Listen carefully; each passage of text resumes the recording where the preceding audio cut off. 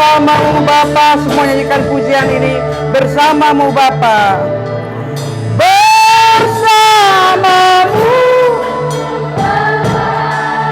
Amin. Ku lewati semua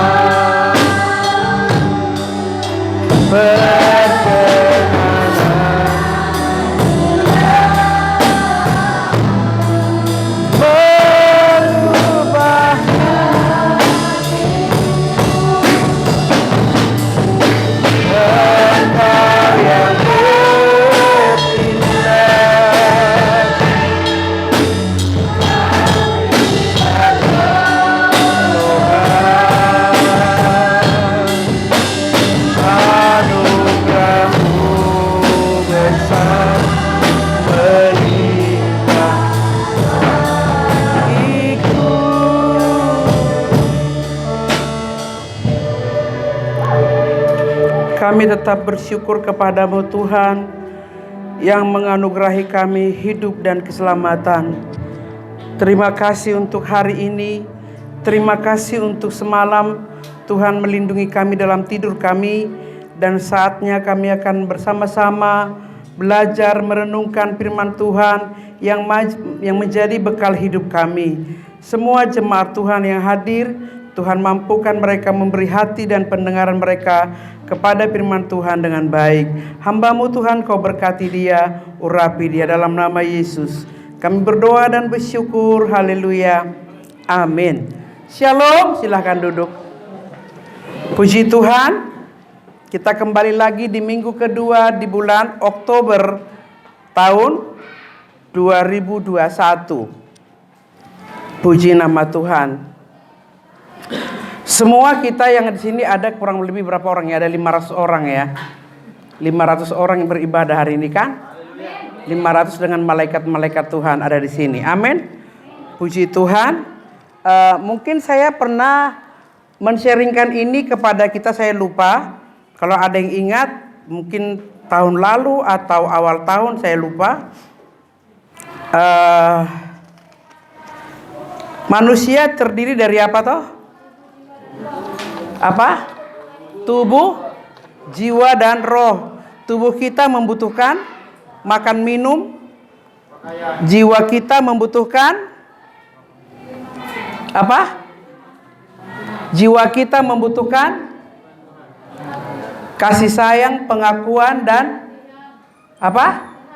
Perhatian. Roh kita membutuhkan firman Tuhan. Iya.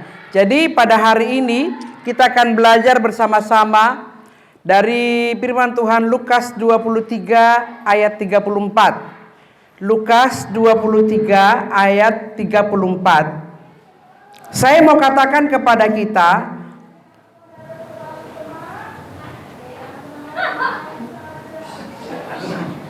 ya biasa ya, ini kan jemaat di luar biasa, bukan jemaat yang biasa.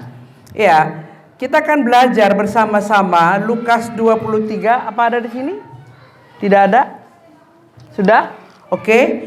Kalau sudah ketemu, sama-sama kita membaca dengan suara yang keras. 1, 2, 3. Bapa, ampunilah mereka, sebab mereka tidak tahu apa yang mereka perbuat, dan mereka membuang.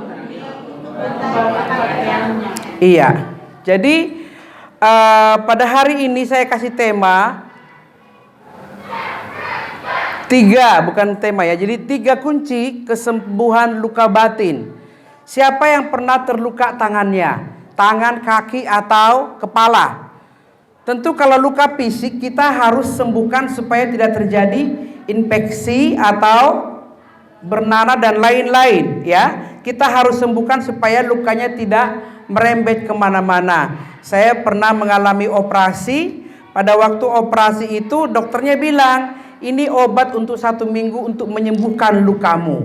Karena kalau luka habis dipotong lalu dijahit tidak diobati, akan menjadi sebuah penyakit yang berbahaya, bernanah, lama-lama merembet kemana-mana, bisa mati. Nah, kita pernah mengalami. Siapa yang pernah mengalami sini luka fisik aja dulu? Luka fisik siapa itu yang angkat tangan? Aldo. Luka fisik dia karena naik sepeda, dia sok-sok mau jumping, akhirnya jumping beneran, mukanya nyongsep ke aspal, makanya lidahnya dijahit dijahit dan giginya copot. Nah, Bapak Ibu sekalian yang saya kasihi, kita di sini pernah mengalami yang namanya luka. Mungkin itu dilukai oleh orang terdekat kita, kakak, adik, suami, istri, atau orang tua. Kita terluka, ya, terluka batin kita dengan kata-kata yang mungkin kasar dan keras. Orang yang terluka batinnya akan terlihat dari tingkah lakunya. Banyak orang zaman sekarang terluka batinnya dan tidak pernah diselesaikan. Itu menjadi bahaya untuk dirinya dan juga orang di sekelilingnya. Berapa waktu ini saya lagi rajin melihat podcastnya orang-orang, baik dari apa istilah sekarang LBGT ya, apa? LBGT apa? Iya, LGBT, PLG kali. Ya, mereka itu tergolong dengan orang-orang yang terluka. Tapi si hostnya bertanya, apakah kamu udah dari dulu seperti ini? Oh tidak, saya dulu nggak seperti ini. Saya menyukai lawan jenis saya, tapi akhirnya saya menyukai sesama jenis karena saya terluka dengan si A. Terus akhirnya membuat saya jadi seperti ini. Jadi ada kata-kata yang membuat mereka membela diri untuk melakukan hal-hal yang menyimpang dari firman Tuhan. Jadi terluka kecewa dengan pasangannya sehingga dia mengambil keputusan menyukai sesama jenis. Ada yang bilang, oh aku dari kanak-kanak udah jatuh cinta dengan sesama jenis. Ada yang bilang, oh ya aku karena begini. Banyak pembelaan diri. Tapi yang jelas firman Tuhan selalu berkata, Tuhan tidak pernah menciptakan manusia itu abu-abu, semuanya jelas, pria dan wanita. Di luar daripada itu adalah rekayasa iblis untuk menghancurkan ciptaan Tuhan. Nah, luka batin. Batin ini kalau terluka ada yang bisa lihat nggak? Nggak bisa. Jadi orang itu terluka bisa dilihat dari sikap, dari kata-kata, dari cara dia membalas bahasa yang lebih keras, lebih ketus dengan tujuan untuk melukai orang lain.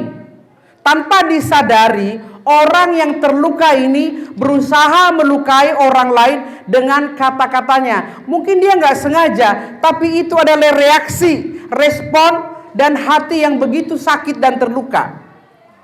Ya, setiap orang punya luka batin dan lukanya bermacam-macam dan perlu diobati. Setiap orang pernah mengalami luka batin dan luka itu bermacam-macam. Ada yang sedang, ada yang agak lumayan, dan ada yang parah. Ya, ada yang parah sekali. Seperti Rosi, lagi di mana dia? Aman-amankah dia?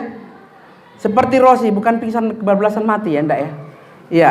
Jadi ada orang-orang tertentu yang luka hatinya terhadap ayahnya dan tidak diobati, dianggap itu hal yang biasa. Ya sudahlah, dilupakan, diendapkan begitu saja sehingga dia berperilaku kayak biasa, normal seperti biasa. Tapi ada luka di dalam dasar hati yang paling dalam, itu harus diobati. Sebab itu nanti akan membuat langkah-langkah hidupmu menjadi terhalang.